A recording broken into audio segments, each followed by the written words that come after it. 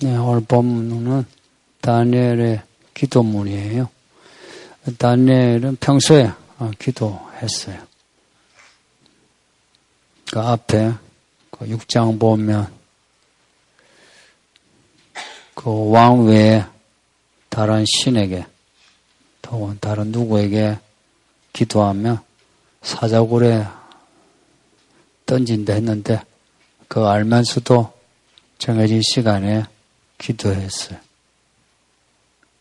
그게 이제 사자굴 이야기입니다. 그 앞에 그 느부갓네살 왕의 그 음식 먹는 것도 아마 기도했을 거예요. 꿈을 해석하는 것도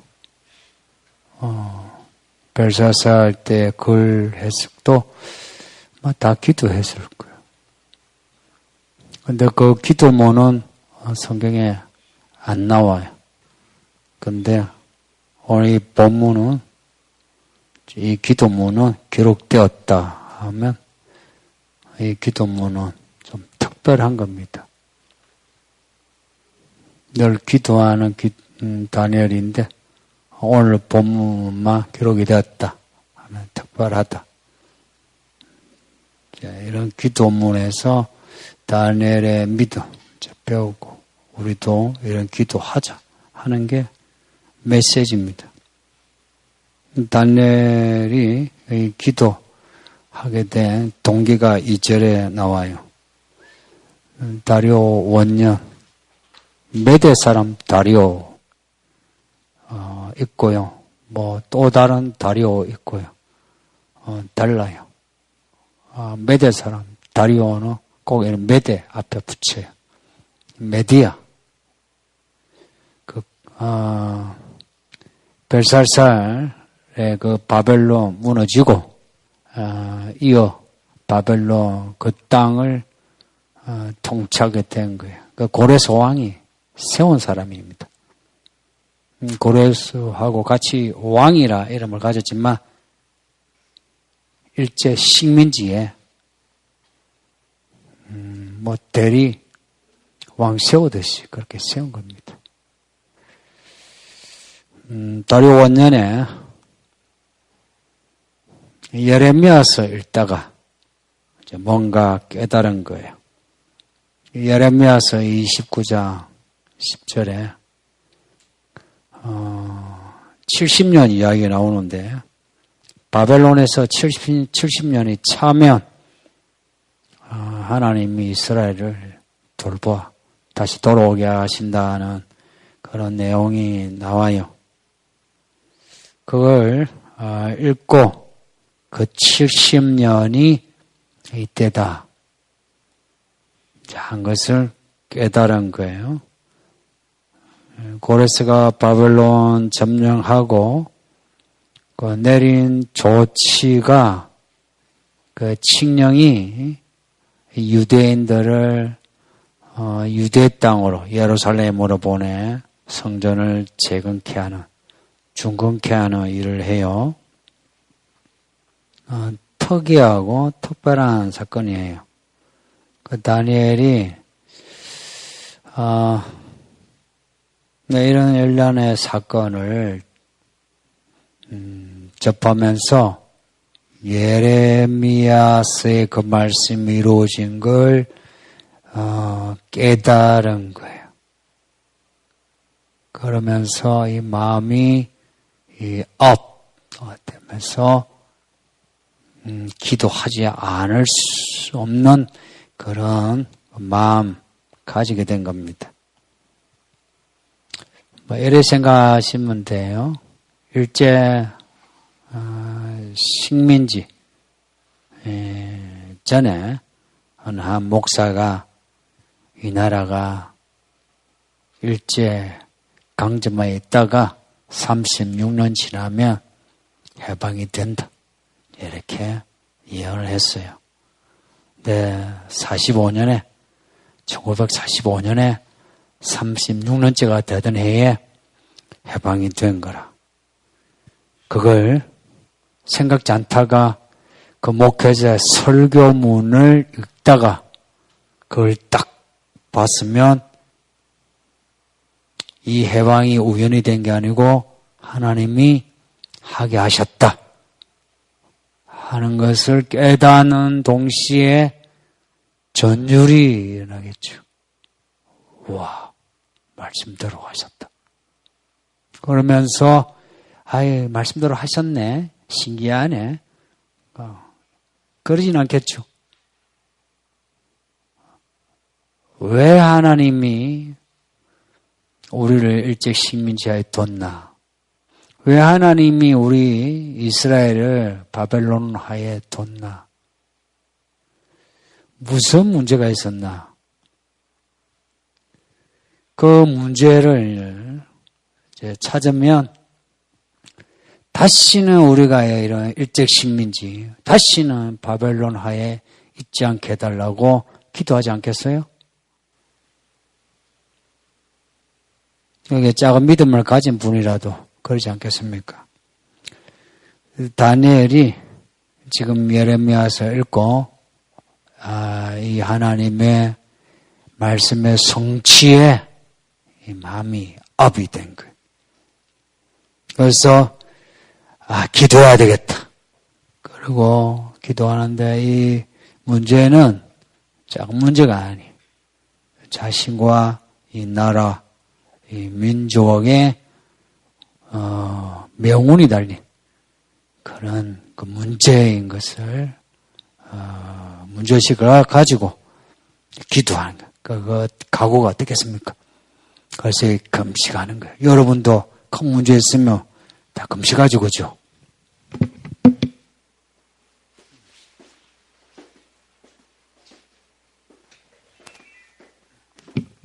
끌 필요 없고 갑자기 더워요. 그래서 다니엘이 금식을 하면서 유대인은 금식할 때에 그 폼이 좀 정형화되어 있어요. 금식한다. 그러면 예전에 그 배로짬 밀가루 포대 같은 거 있죠. 그 거칠고 까칠까칠한 그런 베옷을 이제 입고 그리고 재를 태운 재 있죠. 그걸 그냥 뿌려 그걸 뒤집어 쓰고 이제 기도하는데 이게 무슨 표현이겠습니까? 내 마음이 이래 슬프다.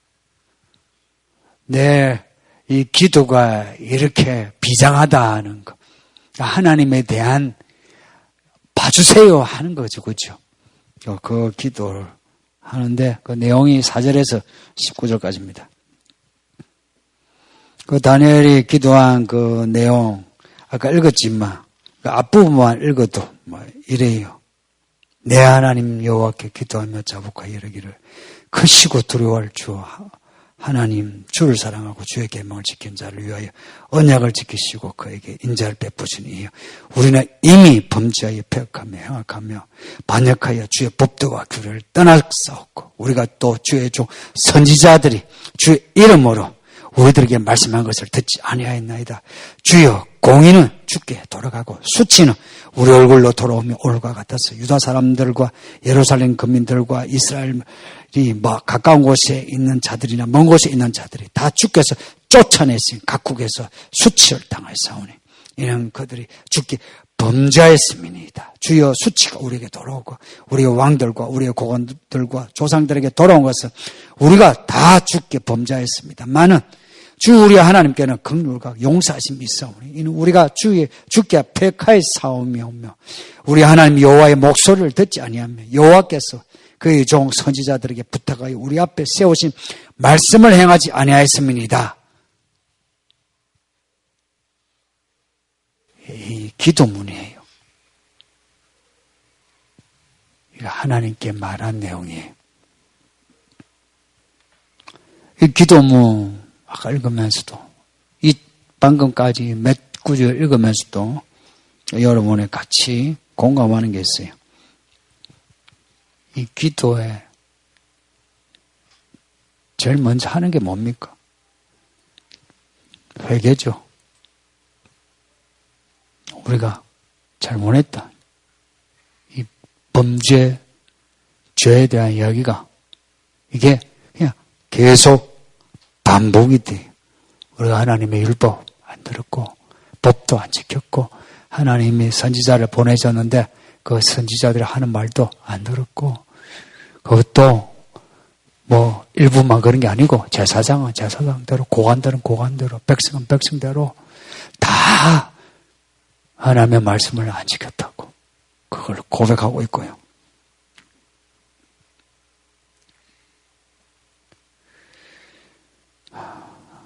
그때 그 조상들만 그런 게 아니고 지금 우리도 그렇다. 이 범죄에 옛날 조상들이 그랬는데 우리 문제 없으니까 우리를 고쳐주세요. 이게 아니고 그때 조상도 그랬고 우리도 그렇고 용서해달라고. 왜 성전이 무너지고 황폐화되고 우리가 이 바벨론 땅에서 이렇게 수치당하고 바벨론에서만 수치당한 게 아니고 각국으로 흩어졌고 애굽으로도 가고요. 그때부터 디아스포라예요. 흩어진 민족이 되었어요. 그 이유를 적나라하게 고백한 거예요. 우리가 범죄해서 그렇다고. 뭐 우리나라 목사님들이 강단이 자주 하는 말이 있죠. 하는 말이 있죠. 국방력이 없었어. 뭐 경제력이 떨어졌어. 그런 말 하지 않고 우리가 하나님께 범죄해서 나라가 망했다 이야기하는 겁니다. 우리 목사님들은 애국자는 많은데 선지자는 참 복이 드문 것 같아요. 이런 우리에게 하나님이 징계를 하셔서 우리가 이렇게 흩어졌다. 수치를 당했다. 이게 뭐냐? 하나님의 공의다 하는 겁니다. 이 표현 놀랍지 않습니까? 하나님의 정의, 하나님의 의, 하나님의 공의. 이게 단어는 조금씩 다르지만 그 의미는 다 통하거든요. 이것이 하나님의 옳음이다 하는 거예요. 하나님이 누구시냐, 어떤 분이냐 할 때에 그 하시는 일을 보면 아는데 그게 그 일에서 하나님이 공의롭다 하고 알 수 있거든.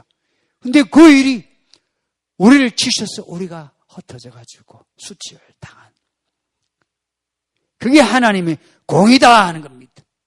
하나님 탓이오 하지 아니하고 이게 하나님의 공의라. 오히려 하나님의 그 일을 칭송하는 겁니다. 그죠? 우리는 범죄하고 하나님은 우리를 징계하신 게 하나님의 공의다 하는 거야. 하나님이 여러분을 치신 거. 그게 하나님의 공의다라고 지금 고백하고 있는 겁니다.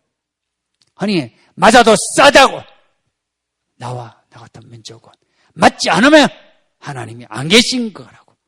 하나님이 나를 치시고 우리를 치셔서 이렇게 고생하고 흩어져 사니까 야 하나님이 진짜 살아계시네요. 그런 표현입니다. 이런 기도를 하고 나면 그 다음 무슨 말을 하겠습니까? 맞아도 싸다. 죽어도 쌉니다. 그래 죽겠습니다. 그러겠습니까? 살려주이소. 이제 살려주이소 나와요. 근데 이 기도를 하게 된 그 동기가 예레미야 그 글을 읽고서 이 말씀이 이런 뜻이구나 하고 깨달아 감동이 되면서 기도를 한 거예요. 70년이 지나 이스라엘 땅 예루살렘으로 돌아오게 하신다. 하나님의 돌보셨어. 이끄셨어. 그 말씀이 이루어진 거예요. 그러면 예레미야, 이사야 그 선지자들의 그 예언이 그것뿐이었습니까? 하박국이 기도했잖아요. 하나님 뭐라고 합니까? 이스라엘 민족 그 물에 다 걸려서 다 뒤져. 그게 응답이었어요. 하박국이 가슴에 내려앉죠. 이게 끝이 아닌데. 그래서 또 기도해요.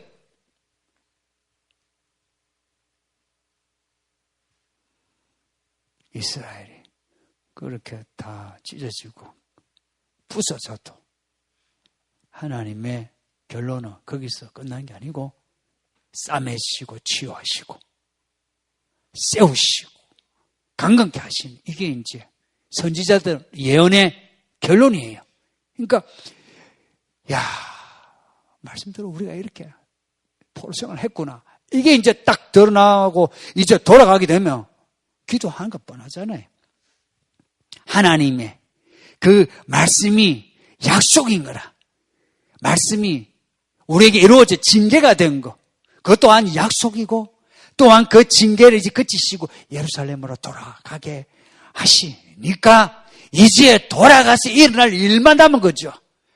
이제 일어날 일에 대한 그 언약에 대한 조망이 생겨라. 바라보게 되는 거라. 야, 우리를 징계하시는 그 하나님의 공의가 이제 이루어졌으며 이제 하나님이 우리를 어찌하실 것인가? 그 하나님의 의에 의지하면서 인내하시고 공유는 많으시 불쌍히 여기시는 그 하나님께 엉기는 겁니다. 오늘 이 본문 읽으면서 잘못한 자녀가 아버지 앞에서 야단을 맞고 그 아버지께 엉기는 것 같지 않습니까? 아빠 잘못했어요. 아빠 잘못했어요. 그러자 아빠 주신다고 약속했잖아요. 거기도 같지 않습니까? 나 용서했다고. 잘못했다고. 그렇지만 아빠가 나한테 이거 해준다고 하셨잖아요. 그 약속을 지켜주세요. 이런 겁니다. 그러면서 아빠 내가 그래도 잘한 건 있잖아요. 그러니까 아빠 해주세요 하면 아빠가 어떤 반응 보일까요? 이 새끼가 잘못했다 해놓고는 내가 이거는 잘했잖아요 이러고 나오면은 이 아빠들이 아 그래 그건 잘했지 하고 받아줍니까? 애 버릇 나빠져요.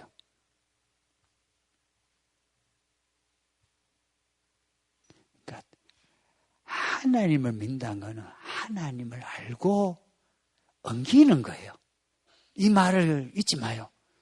믿습니다가 아니고요. 하나님 마음을 알고 하나님 엉기는 법을 아는 게 그 믿음이에요. 그래서 뭐라고 합니까? 우리는 우리의 의가 아니라 하나님의 의에 거기에 의지해서 긍휼이 많으신 하나님이 우리를 용서해달라고. 우리의 소망은 우리에게는 없다고. 이걸 아예 까놓고 이야기해요. 우리에게는 어떤 의도 없었어. 아무런 소망이 없다고. 다 죄덩어리라고. 막말로 우리 살면서 나름 한다고 한 게 있잖아요. 그거 묻히면 좀 억울하죠. 그러면 그거 들이댈 때 있죠. 그게 이제 못난 자식이라. 다니엘은 하나님의 그 불쌍히시고 긍휼히 여기시는 그 하나님의 사랑에 의지해서 그 언약을 성취해 달라고 하는 겁니다. 그래서 그 19절에 이 19절을 읽기만 해도 다니엘 마음이 여겨져요. 주여 들으소서. 주여 행하소서. 용서하소서. 주여 귀를 기울소서. 주여 행하소서. 주여 지체하지 마옵소서. 나를 위하여 하지 마시고 하나님의 이름을 위하여 하시옵소서. 참 진짜 믿음 있는 기도 같지 않습니까? 그 끝에 말에 끝내주죠. 날 위하여 아니라 하나님의 이름을 위하여. 내가 그래도 하나님의 자녀라 집안에서도 이웃에게도 소리 듣는데 내가 망하면 사람들이 뭐라 하겠습니까? 아버지요, 저는 못 먹고 못 살아도 되는데 아버지 이름을 위하여 나 고쳐주고 나 이 바닥에서 일어나게 해달라고 제가 그 기도입니다. 지금 우리는 어떤가? 이 교회와 한국교회 그리고 이 세상의 지금 교회들이 어떤가? 신부님들 그래도 이 교회가 10주년 되니까 시야를 열방으로 돌립시다. 10주년하고 열방하고 숫자가 거의 맞아 떨어지죠. 한 분은 다르지만 개인화된 믿음에서 벗어나 다니엘처럼 역사 그리고 이 나라 그 가운데 나를 세우신 하나님의 그 마음 그걸 가지자는 거예요. 안 그러면은 이 나라가 떴고 교회가 떴고 관심이 없었어요. 무슨 기도하겠습니까? 자기가 죽을 지경 되면 죽도록 기도하지. 좀 살만하면 어때요? 기고만장하잖아요. 근데 씨알 열어 이 나라를 보고 민족을 보고 이웃을 보며 내가 부하나 가난하나 거기에 왔다 갔다 하지 않고 그 길이 그냥 일관돼요. 그리고 늘 상한 마음일 수밖에 없고 왜냐? 우리의 처지는 번제 오늘 보면 나오는 폐역 이런 처지기에 하나님의 징계가 항상 앞에 있거든요. 그러니 어찌 마음이 쫄지 않을 수 있겠습니까? 그러니까 기도도 쫄는 거라. 하나님 불쌍히 여겨달라고 도와달라고. 누구든지 양심만 있으면 다니엘 시대, 예수님 시대, 지금 시대 비교해가지고 지금 시대하고 그때하고 어느 쪽이 더 악화되었나 뭐 판단을 해보라면 거의 같은 판단일 거예요. 옛날에도 잔혹한 사건들이 많았지만 전체적인 악의 힘은 그때하고 지금 비교할 수 없을 정도로 커졌어요. 악의 힘.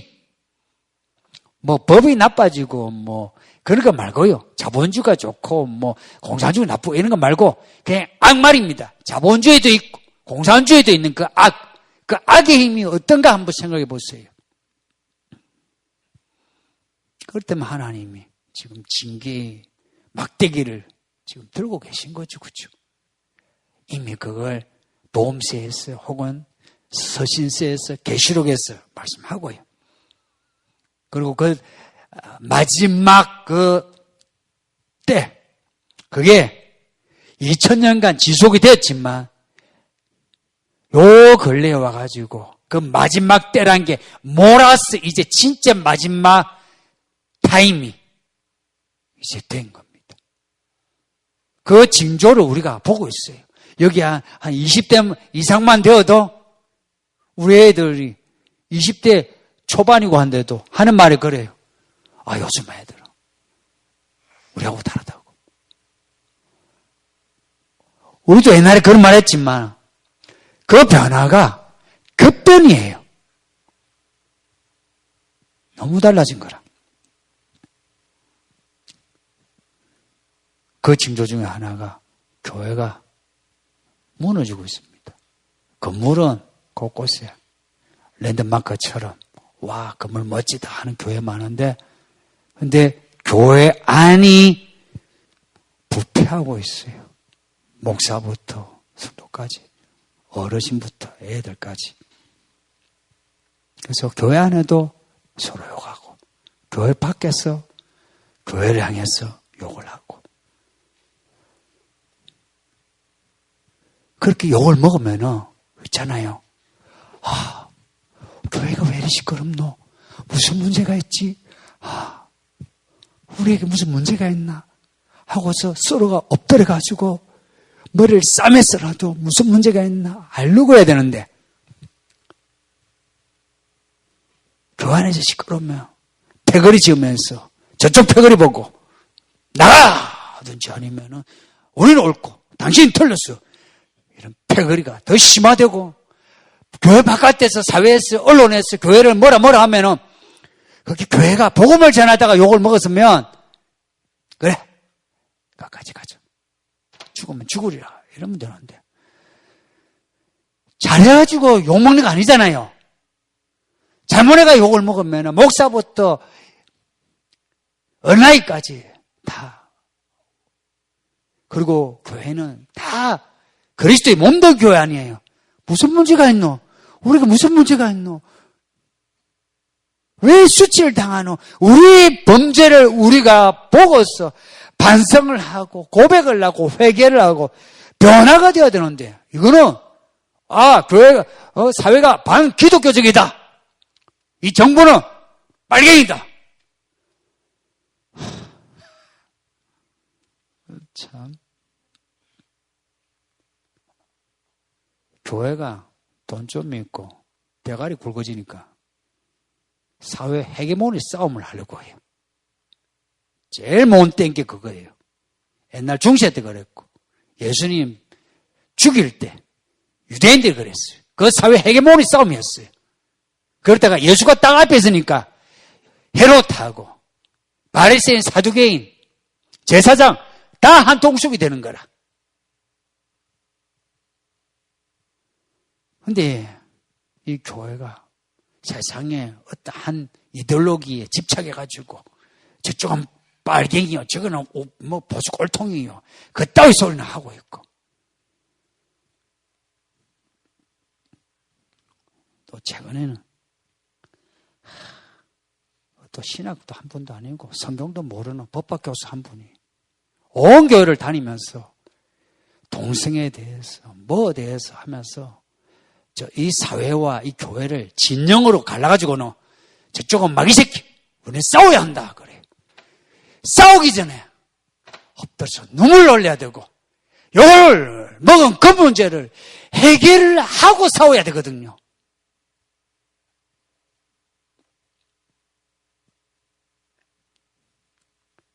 온 교회 다니면서 이 무식한 성도들을 선동하면서 우린 별 문제 없는데 이 사회가 마귀 집단이야. 그래서 동성애도 허용하고 그리고 교회를 욕해 그래요.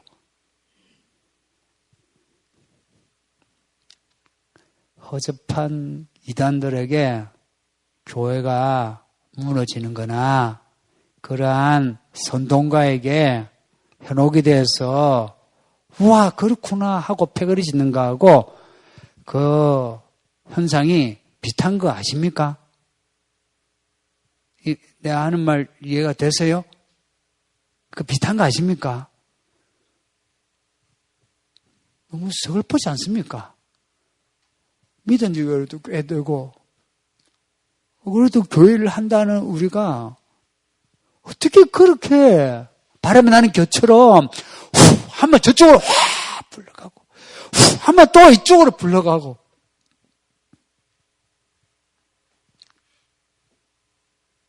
그 성경도 알지 못하고 시대 해석을 못하는 양반이 마치 자기가 한국 교회 선생인 것처럼 교회마다 떠들고 다녀요.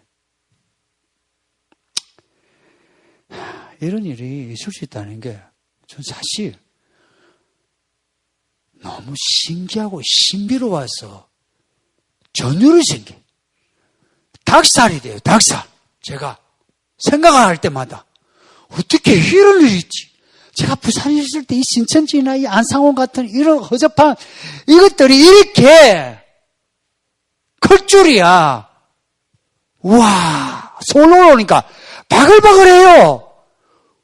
이 똑똑한 이 강남의 사람들이 저 강남 한복판에 저 대치동에 제일 큰 건물로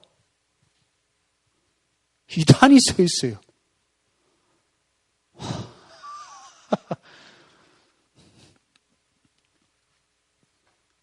하나님 징계가 시작된 것 같지 않습니까, 권사님?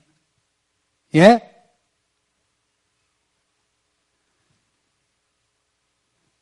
다니엘서 앞에도 요 바로 앞에 6장에도 7장 똑같이요. 예언된 것처럼 세상이 성도들을 이겨나가요. 마지막 때 그랬어요. 그리고 아예 앞에서는 3년 반 동안에 성도를 하나님이 맡겨놔요. 그래서 3년 반이 진짜 3년 반인지 그 기간에 교회와 성도들이 쑥대밭이 그래서 그때는 믿는 사람하고 안 믿는 사람하고 표가 납니다. 요 아이들 때 이상 안 넘어갈 거예요, 그때가. 그래서 이 교회 아이들은 하나님의 사람으로 키워질 겁니다. 두고 보세요. 여기 어른들 많이 부끄러워 할 날이 올 겁니다. 성도의 권세 깨지고 교회가 무너지면서 마귀는 이긴 것처럼 봐라 교회 별거 없네 그래요. 그래서 많은 목사와 성도들이 무너지면서 봐라 큰 소리 치더니 많이 하는 말로 지옥 가니까 목사들만 바글거리더라. 그런 말이 그 안에 퍼질 거고요. 그러나 그때가 오래지 않아 그때에 예수님 오십니다. 예수님 오실 딱 징조를 보이자 마귀와 이 세상의 왕은 스톱! 정지! 꼼짝하지 못해. 공포의 대왕이 오거든. 무시무시한 심판주가 이제 오시는 거야.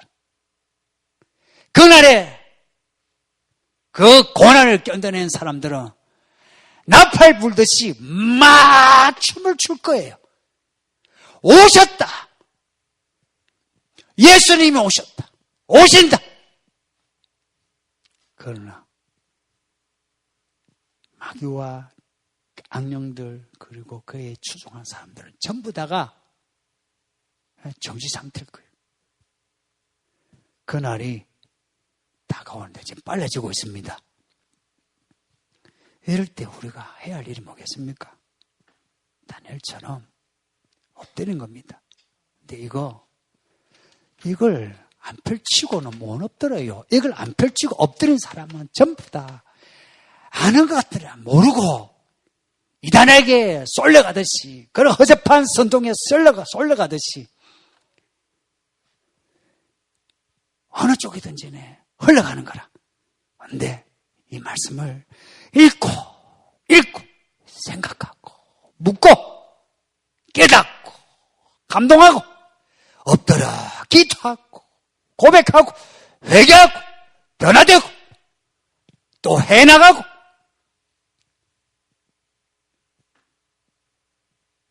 이런 사람은 시간이 갈수록 세상에 고난은 대해져도 마음의 평안은 더 세지고 노아라 이름처럼 살아서 쉬며 죽어서도 영원히 쉬게 될 겁니다. 진짜 그렇게 될 겁니다. 그래서 지금 요때에 우리가 해야 할 일은 바람이 나는 겨처럼 흔들지 마시고 성경 읽고 생각하고 말씀대로 사는 거예요. 변명하고 피기하지 말고 그냥 말씀대로 하는 겁니다. 손을 들어 찬양하라면 손을 들면 됐지.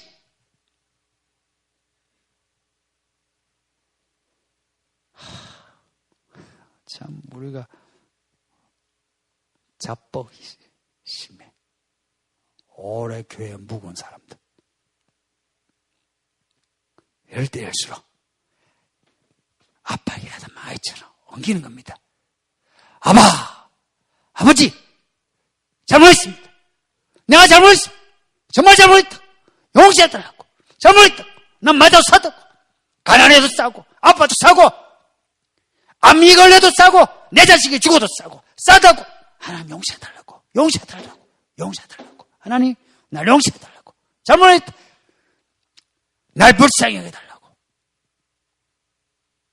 그러면서 예수님 말씀하시고 무선지자들이 예언했던 그 소망 결론을 잡는 거예요. 돌아오게 하시지 않냐고. 하나님이 수년에 부흥케 하시지 않냐고. 그걸 붙잡는 거예요. 그래서 하나님 나를 세워달라고. 내 이름이 더럽혀지는 괜찮은데 하나님의 이름이 걸려있지 않냐고. 그죠? 그렇지 않나? 너가 이 교회 오면서 집안 사람들이나 친구들이나 이 교회 오는 걸 아는데 내가 허접하게 사는 것은 괜찮은데 그로 인해서 하나님의 이름이 비하된다면 다니엘 그거예요. 하나님의 이름을 위하여 우리를 그냥 두지 말아달라고. 성도님들, 이 마지막 때 우리가 얼마나 살지 몰라도 하루하루 일상에서 엎드릴 수 있는 시간을 가지시기를. 그리고 이 교회 여러분 모두가 같은 믿음, 같은 방향으로 하나님의 공에 대한 신뢰, 나는 맞아도 싸다. 이것이 하나님의 정의요 공의이다. 그러면서 하나님의 그 긍휼하심을 바라면서 어떤 경우에서든지 낙심해가지고 튕겨나가지 마시고 엉겨서 다니엘처럼 마지막 때까지 믿음으로 사시기를 예수 이름으로 축복합니다. 예. 말씀을 생각하면서 우리 1, 2분 정도 기도합시다. 다 같이 기도합시다.